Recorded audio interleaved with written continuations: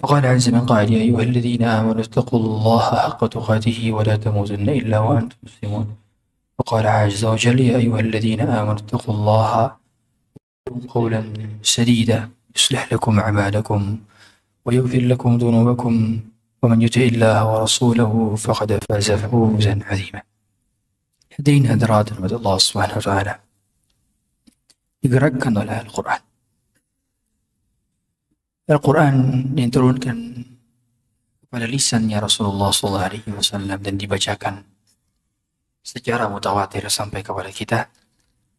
Dia adalah yang mampu menggerakkan peradaban jahiliyah kepada peradaban keemasan, mampu menjadikan sosok yang sebelumnya adalah kaum yang saling bertikai antara satu kabilah dengan kabilah lain, tersibukkan dengan khamarnya, tersibukkan dengan menyembah berhalanya, tersibukkan bahkan untuk menciptakan berhala-berhala baru. Bahkan sahabat mulia Umar bin Khattab radhiyallahu ta'ala sebelum masuk Islam, dirinya membuat berhala tumpukan daripada kurma, yang bila dirinya hendak berperjalanan bersafar maka dibawalah tumpukan kurma itu, bila lapar maka dimakan. Betapa peradaban ini adalah peradaban yang jahiliyah sebelumnya. Tapi begitu secercah cahaya diturunkan, mercusuar cahaya diturunkan kepada dada-dada mereka, mereka menjadi orang-orang terbaik yang pernah hidup di permukaan bumi. Dan ayat-ayat itu 6.236 totalnya tetap ada sampai hari ini. Kita saksikan jumlah ayatnya masih utuh dan dibacakan di setiap salat kita. Tapi lihatlah seberapa membekas hati-hati kita dengan Al-Quran, seberapa tergerakkan diri kita dengan Al-Quran. Akankah Quran yang terbacakan hanya terhiasi dalam lisan, tapi belum menggerakkan hati, belum menggerakkan mata, belum menggerakkan tangan, belum menggerakkan kaki, belum menggerakkan jantung, paru-paru, dan anggota tubuh kita?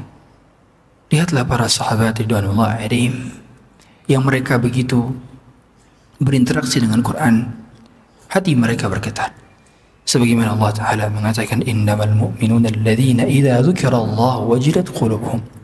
Seorang mukmin yang dikatakan sempurna imannya bila dibacakan kepada mereka ayat dari kitab Allah, akan tergerakkan hatinya, akan bergetar jiwanya. Wa idza tuliyat alaihim ayatuhu zadatum imana. Dan bila terbacakan Quran itu di hadapan mereka, bertambah rasa iman mereka. Maka hari ini kami berusaha mengumpulkan apa yang dilakukan oleh Nabi SAW dan para sahabatnya dengan Quran, sehingga mereka digerakkan oleh Quran, tergerakkan dengan Quran, dan mereka berubah menjadi peradaban mulia dengan satu kitab yang bernama Al-Quran. Hadirin hadirat Allah SWT,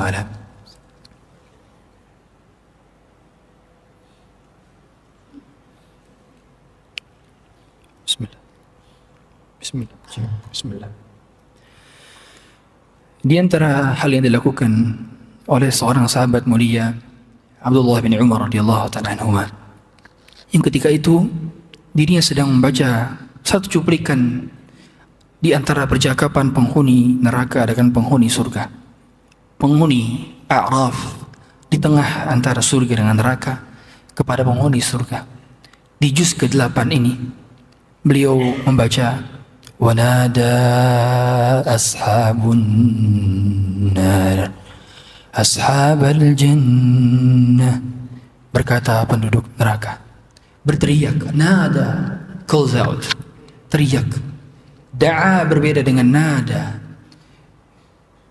Mereka benar-benar teriak. Dan doanya para nabi dan rasul umumnya dengan gunakan lafaz nada. إذ نادى ربه نداء خفيا. Nada. Mereka benar-benar teriak. Teriakan mereka membuat orang-orang di kanan kiri mereka mendengar, bahkan orang terpaling jauh mendengar. Wa nada ashabun nar. Para penduduk neraka, mereka teriak kepada para penghuni surga, ashabal jannah. Dan yang mereka minta saat itu adalah minta air. An afidu alaina minal ma'. Mereka hanya minta air. Aw mimma razaqakumullah, atau apa yang Allah berikan kepada kalian. Qalu inna Allah harramahuma 'alal kafirin. Mereka mengatakan, ini Allah haramkan bagi orang-orang kafir. Abdullah bin Umar pada saat membaca ayat ini, ketika itu beliau sedang minum di tengah musim yang panas, maka komoditas yang paling berharga saat itu adalah air dingin. Maka kenikmatan yang para sahabat miliki begitu bertemu dengan air dingin, yang saat itu tidak mudah mendapatkannya. Tidak seperti hari ini kita yang punya kulkas, freezer, tapi saat itu tidak mudah untuk mendapatkan air dingin di musim panas.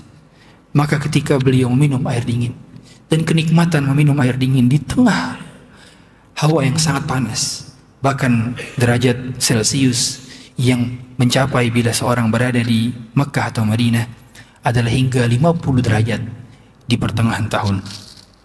Maka saat itu beliau tersedak. Ketika hendak meminum air, beliau tersedak, tidak kuat menahan rasa di mana beliau teringat memorinya dengan ayat ini. Beliau ingat betapa sedikitnya permintaan penduduk neraka. Mereka tidak minta rumah yang megah, mereka tidak minta mobil yang mewah, mereka tidak minta kasur yang empuk, mereka tidak minta istri yang banyak, bahkan istri satu saja mereka tidak minta. Mereka tidak minta pakaian, mereka tidak minta celana, mereka tidak minta perhiasan, mereka tidak minta gadget. Mereka hanya minta air. Wahila bainahum wa baina ma yashtahun. Mereka dihalangi dari apa yang mereka inginkan. Kama fu'ila bi asya'ihim min qabl. Sebagaimana dahulu mereka menginginkan sesuatu itu, tidak dapat terwujud sesuatu itu kembali untuk dilakukan ketika mereka berada di neraka. Dan itu pun dilarang oleh Allah. Itu pun terhalangi dari air itu. Betapa hari ini kenikmatan makan dan minum sudah cukup membuat kita menangis ketika makan dan minum. Sudah cukup ketika kita menggunakan pakaian membuat kita menangis. Sudah cukup ketika kita menggunakan celana membuat kita menangis. Sudah cukup ketika tertidur membuat kita menangis. Bila Quran di dada kita, bila Quran menggerakkan hati kita, bila Quran kita bawa berjalan, kita bawa berdiri, kita bawa duduk, kita bawa tertidur, sudah cukup Quran itu membuat hati kita berkali-kali merenungi firman Allah. Wahila bainahum wa baina ma yashtahun kama fu'ila bi asya'ihim min qabl.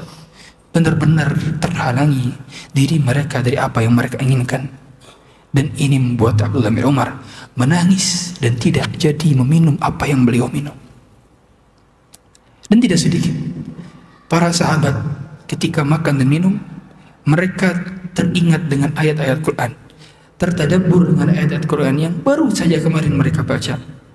Itulah mengapa para sahabat ketika diturunkan Quran kepada mereka, Quran tidak sampai kerongkongan mereka. Quran tidak sampai hanya sebatas di lisan mereka, tapi Quran benar-benar turun hingga ke hati mereka, membuat mereka tergerakkan dengan Al-Quran. Hadirin hadirat Allah SWT. Begitu pula yang dilakukan oleh sahabat mulia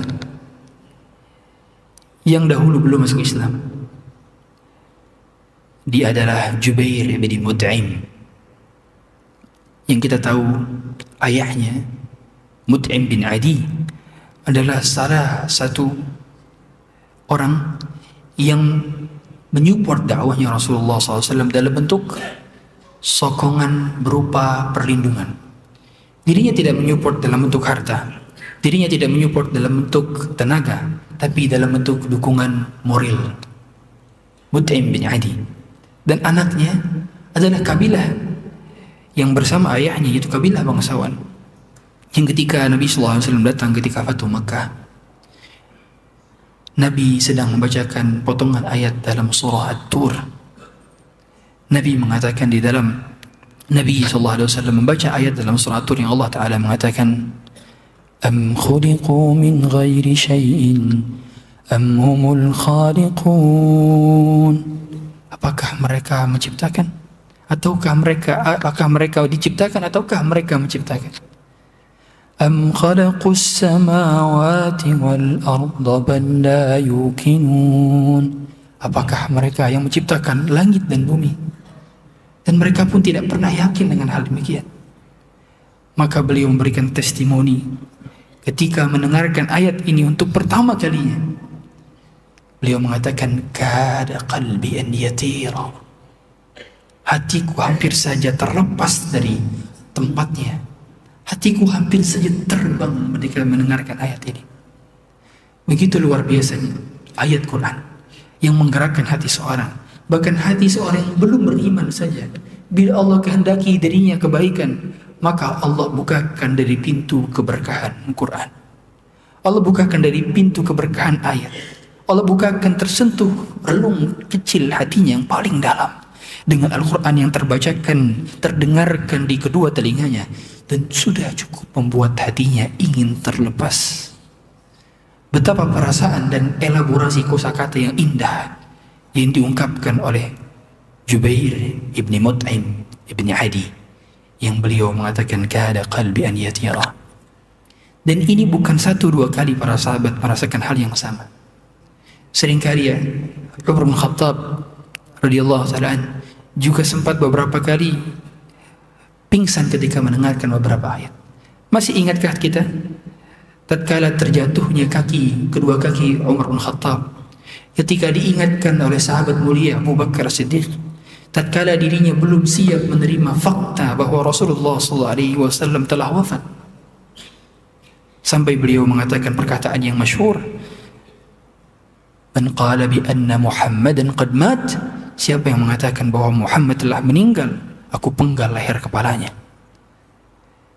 Dan ketika itu tiba-tiba Abu Bakar Siddiq membacakan satu ayat, innaka mayyitun wa innahum mayyitun, sungguhnya engkau akan mati dan mereka pun akan mati. Beliau mengatakan hampir saja ayat ini seperti suatu ayat yang baru pertama kali aku dengar.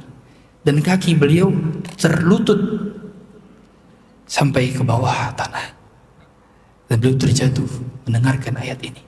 Satu ayat sudah cukup membuat roboh kedua kaki kita. Dan itulah mengapa alam semesta mereka pun bertasbih ketika mereka menyebut nama-nama Allah. Walakin la tafqahuna tasbihahum, tapi kita tidak mengerti bagaimana cara tasbihnya mereka. Hadirin hadirat Allah Subhanahu wa taala. Begitu pula dilakukan oleh Nabi sallallahu alaihi wasallam. Anda tentu terbayang bila ada hal yang dilakukan oleh Nabi sallallahu alaihi wasallam ketika beliau merengek meminta sesuatu hal. Beliau meminta suatu hal kepada Allah. Dalam satu malam beliau tidak tertidur sama sekali. Yang meriwayatkan adalah Ibunda Aisyah radhiyallahu taala anha. Beliau membaca ayat yang sama berulang-ulang kali. Dan tidak akan terhitung oleh kita berapa banyak ayat yang dibaca oleh seorang bila dia mengulang berkali-kali ayat ini. Dan ternyata beliau Nabi SAW mengulang ayat-ayat ini hingga menangis. Ayat itu adalah ayat di dalam surah Al-Maidah, yang ayat berkenaan dengan Nabi Isa. Pada saat Nabi Isa, Allah ceritakan kisahnya. إذ قال عيسى ابن مريم أأنت قلت للناس اتخذوني أمي إلهين من دون الله. Tatkala Isa bin Maryam ditanya oleh Allah Ta'ala, anta qulta linnas ittakhiduni wa ummi min dunillah, apakah engkau menyatakan bahwa dirimu dan ibumu adalah Tuhan yang layak juga disembah? Maka Nabi Isa mengatakan, qala subhanaka ma yakunu li an aqula ma laysa li bihaq. Apakah subhanallah, maha suci engkau ya Allah, apakah mungkin aku mengatakan suatu hal yang tidak benar?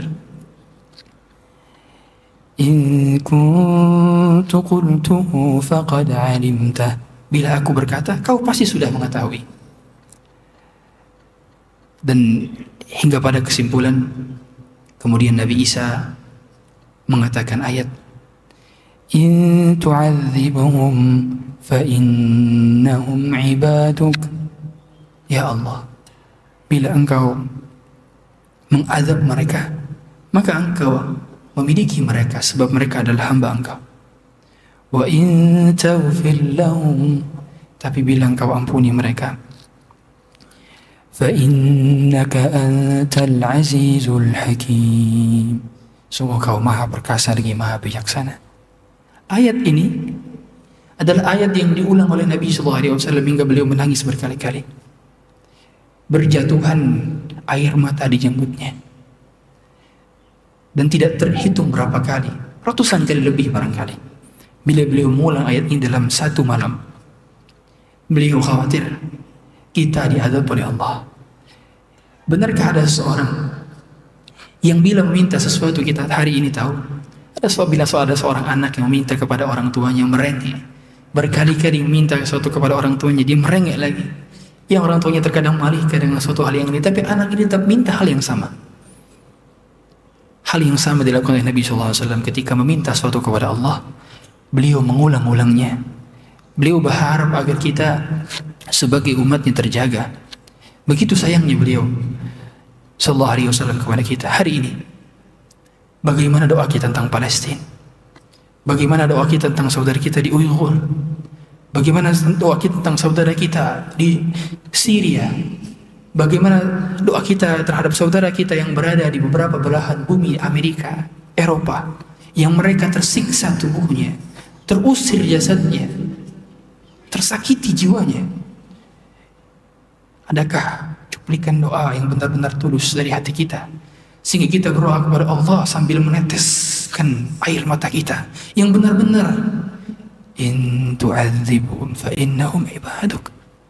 Benar-benarkah itu kesungguhan yang bila kita mengucapkan Allah mansur ikhwanal muslimina fi Gaza, benarkah air mata itu turun dari kedua bola mata kita?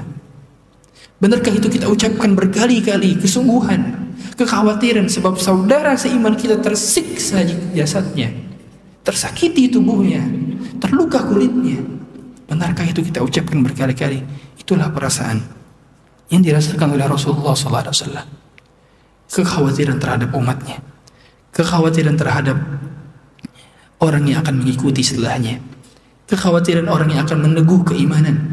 Sebab ada di zaman terdahulu ashabul ukhdud yang mereka disiksa bukan karena korupsi, mereka disiksa bukan karena mencuri, mereka disiksa bukan karena melakukan pelanggaran yang beraturan dengan syariat. Mereka disiksa hanya karena mereka beriman. Wa ma naqamu minhum illa an yu'minu billahil azizil hamid. Mereka disiksa hanya karena mereka mengucapkan la ilaha illallah, dan itu sudah cukup membuat mereka tersiksa, terbakar hidup-hidup jasadnya, sebab mereka mengucapkan la ilaha illallah. Doa-doa mereka adalah doa-doa yang menembus langit ketujuh. Ya, Nabi SAW mengatakan, Innama tunsurun wa turzaquna bidu'afaikum. Sungguhnya kalian ditolong oleh Allah, diberikan rezeki oleh Allah, bukan sebab usaha kalian, bukan sebab tingginya effort kalian, bukan sebab banyaknya kenalan kalian, tapi sebab doa orang-orang yang lemah di antara kalian. Siapa orang lemah di antara kita hari ini? Dialah yang berpeluang doanya menembus langit. Innama tunsurun wa turzaquna bidu'afaikum. Dan hari ini banyak saudara kita yang lemah kondisinya, yang barangkali belum sempat kita doakan, atau kita doakan tapi tidak seikhlasnya doa Nabi SAW ketika beliau mengulang doa yang sama berulang-ulang kali. Hadirin hadirat yang dirahmati Allah SWT, hal yang sama juga yang pernah dilakukan oleh seorang sahabat. Satu ketika ada seorang sahabat yang diutus untuk Sariyah. Apa itu Sariyah? Sariyah adalah peperangan yang Nabi kirimkan pasukan untuk ekspansi wilayah atau untuk berdakwahkan, berperang, tapi Nabi tidak ikut serta dalamnya.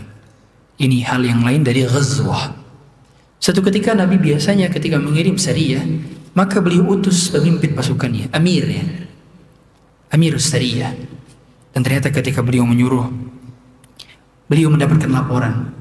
Pada saat pasukan ini pulang, ya Rasulullah, pemimpin amir kita ini, Amir Sariyah kita ini, setiap kali dalam salatnya ketika beliau mengimami, ini pertanda bahwa pemimpin amirnya adalah pemimpin yang ditugaskan untuk imam salat.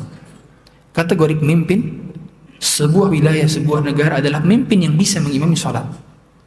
Maka ketika itu para sahabat melihatnya mengimami salat pada salat-salat jahriyah, salat subuh, salat maghrib, salat isya, pemimpin ini, orang ini selalu membaca surah yang sama.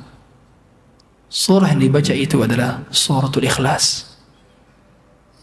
Maka Nabi mengatakan, saluhu amma sana'a an, tanyakan kepadanya apa yang dia buat. Tanyakan kepadanya apa gerangan alasan dia membaca surah Ikhlas dalam sebuah perjalanan peperangan, yang perjalanan perang bukan sehari dua hari, bukan sepekan dua pekan, berbulan-bulan. Bayangkan dia membaca surah yang sama. Dan tentu ini menjadi pertanyaan besar. Sahabat Nabi yang dipimpin oleh orang ini, yang tentu pilihan Nabi bukan pilihan sembarangan.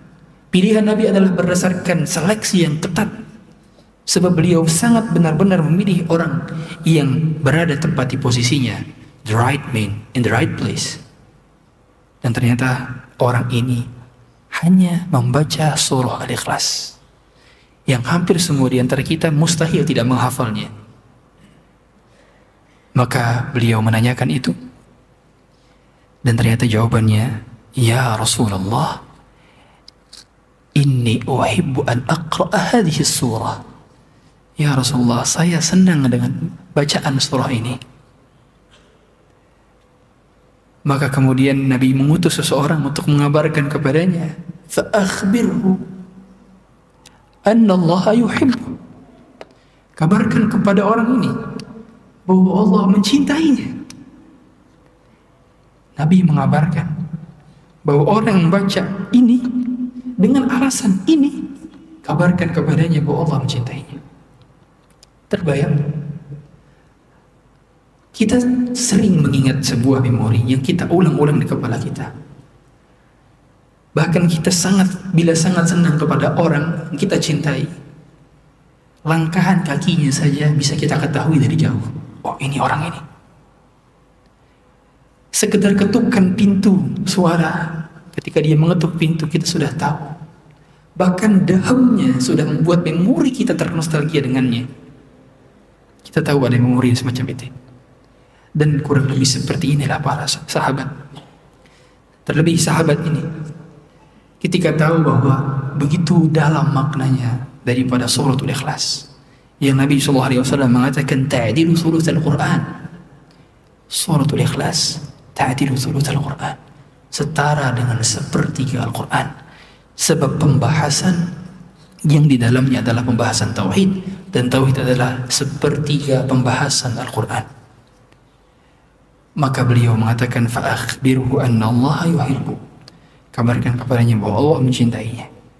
Beliau ulang-ulang ini karena ini berisikan tentang penciptanya, deskripsi yang menciptakan dirinya, elaborasi tentang kosakata kekasihnya.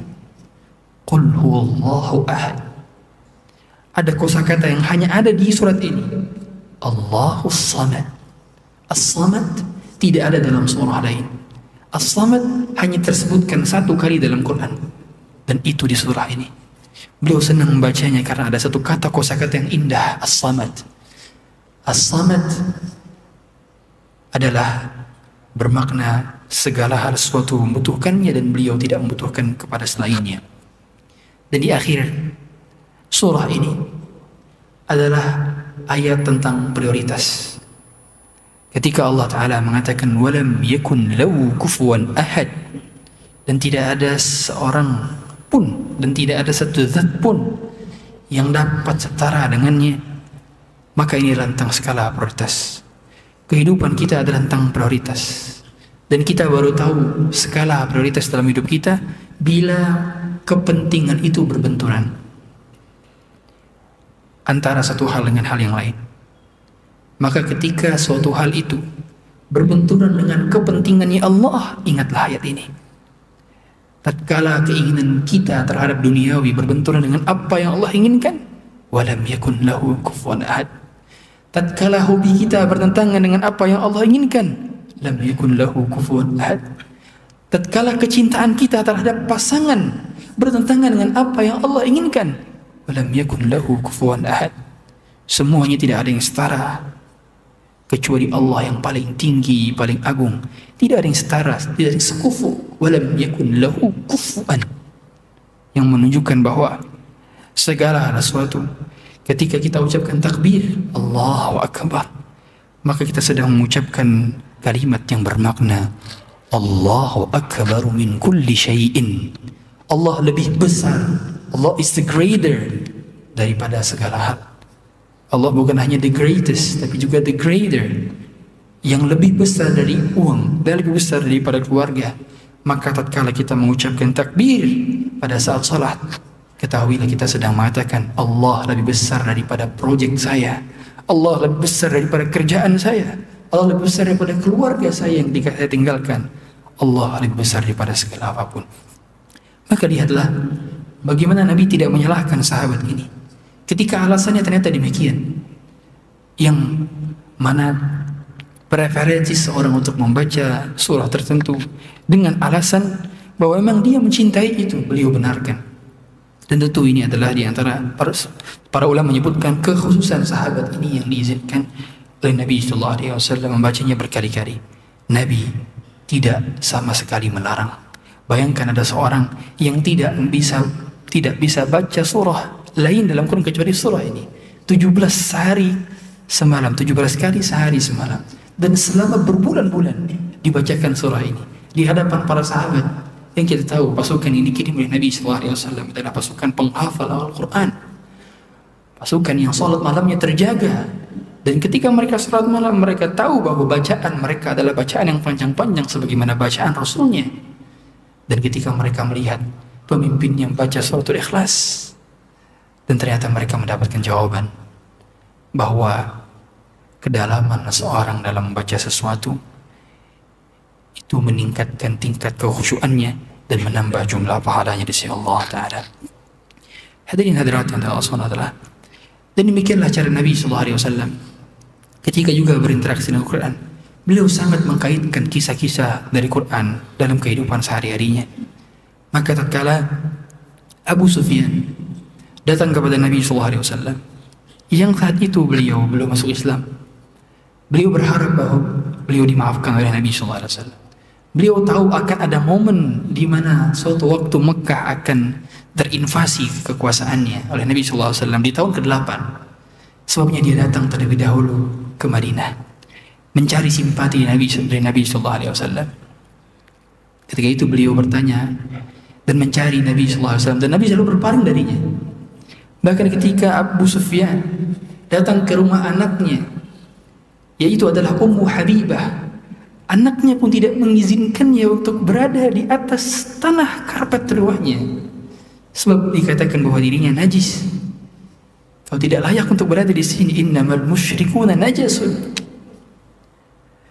Maka beliau mencari Nabi SAW dan tidak mendapatkannya, kecuali beliau mendapatkan sahabat mulia Ali bin Abi Thalib. Dan beliau bertanya, apa gerangan yang hendak aku ucapkan kepada Rasulullah SAW bila aku mendapatkan simpati dan empati dari beliau? Maka sahabat mulia Ali bin Abi Thalib mengatakan, dirimu bacalah potongan ayat dalam Quran. Dan itu di dalam surah Yusuf. Surah Yusuf. Surah Yusuf. Ada nukian ayat. Tallahi laqad atharakallahu alaina wa in kunna lakhatiin. Demi Allah, Allah telah memberimu kelebihan banyak dalam keadaan kami adalah orang-orang yang penuh kesalahan. Maka dari ayat itu, ketika dibacakan kepada Nabi SAW, apa lanjutan dari ayat ini? Ini ayat 91. Ayat 92-nya adalah ayat yang menjadi ungkapan Nabi Yusuf tatkala mengampuni dan memaafkan saudara-saudaranya. Maka Nabi Yusuf mengatakan, qala la tathriba alaikumul yawm, hari ini kamu tidak memiliki dosa lagi. Yaghfirullahu lakum, semoga Allah ampuni kalian. Dan ayat ini adalah bentuk bahwa Nabi memaafkan Abu Sufyan. Nabi menerima Islamnya Abu Sufyan sebagaimana Yusuf memaafkan saudara-saudaranya. Lihatlah korelasi. Kisah dalam Quran menjadi cuplikan dialognya Rasulullah SAW. Dialognya Yusuf adalah dialog yang digunakan oleh Nabi SAW. Kita juga masih ingat bagaimana beliau ketika beliau menyuruh Abu Bakar As-Siddiq untuk menjadi imam pengganti Nabi SAW, dan Aisyah, ibunda Aisyah radhiyallahu ta'ala anha keberatan. Ya Rasulullah, inna Aba Bakrin rajulun bakka. Sungguhnya Abu Bakar adalah seorang yang mudah menangis. Maka beliau mengatakan, inna kunna sahibu Yusuf. Sesungguhnya kalian ini adalah wanita-wanita yang berada di zaman Nabi Yusuf. Maksudnya adalah berkatanya satu hal, tapi yang diinginkan lain. Momennya adalah beliau benar-benar mengkaitkan quote, cuplikan, kisah bahwa dalam Quran semuanya adalah pelajaran, i'tibar, dan layak untuk dimasukkan ke dalam kurikulum kehidupan. Karena terbatasnya waktu dan sudah 6.30, demikian yang dapat kami sampaikan. Bila ada kekurangan, ada keterbatasan daripada ilmu yang kami sampaikan, kami mohon maaf. Kita tutup dengan doa kafaratul majlis. Subhanaka Allahumma bihamdik, asyhadu an la ilaha illa anta, astaghfiruka wa atubu ilaik. Sallallahu nabiyina Muhammadin wa ala alihi wa sahbihi wa sallam. Assalamualaikum warahmatullahi wabarakatuh.